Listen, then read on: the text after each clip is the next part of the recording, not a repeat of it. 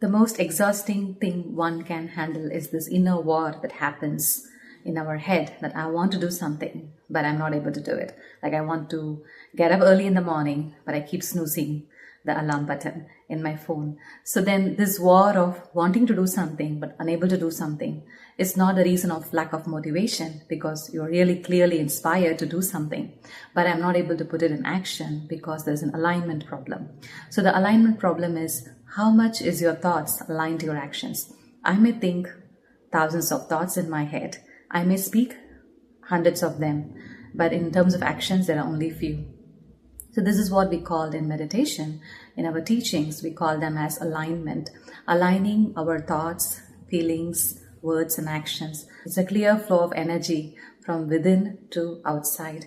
So how do I bring this alignment is to work with the thoughts, and especially the power of thoughts.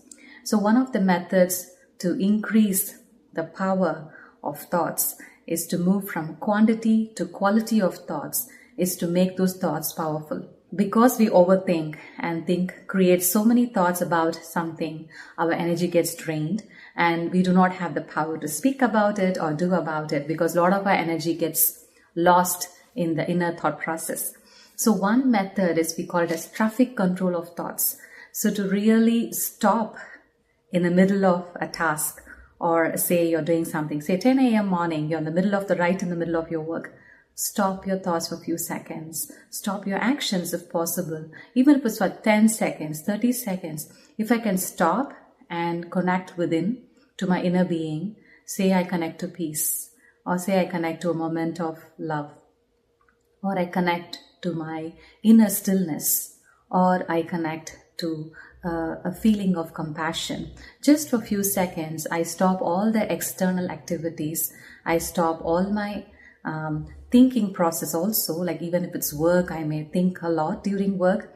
But this break of thoughts and allowing my thought to move towards a feeling and a powerful positive feeling is going to create a lot of inner energy. My thoughts will become more powerful because I'm practicing my mind to stop and then come back. So this break I give myself from a busy day or a busy thought process to come back to my original self and to this inner space before I do actions, or during actions, I stop and go within and then come back. We call this as traffic control of thoughts. Just like you're driving, but there is a red signal, there is a green.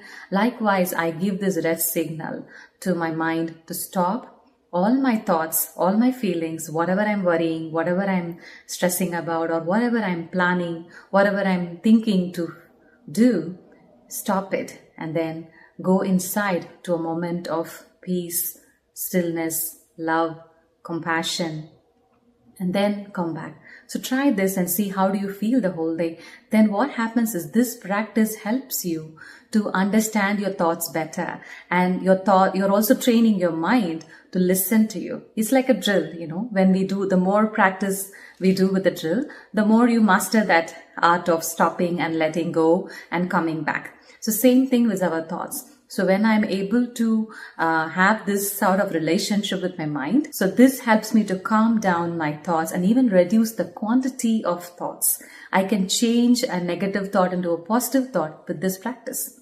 Because this way I am creating this art of talking to myself and this art of letting go, taking a break, detach and come back, go inside and come back. So this process helps the mind to, listen to the inner self.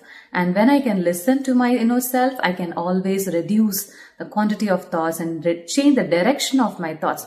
Because sometimes we do not have to stop the flow of thoughts. You change the direction. Okay, instead of going left, go right. Instead of worrying about something, let's see what's good in my life. In this case, we're changing the direction of our thoughts.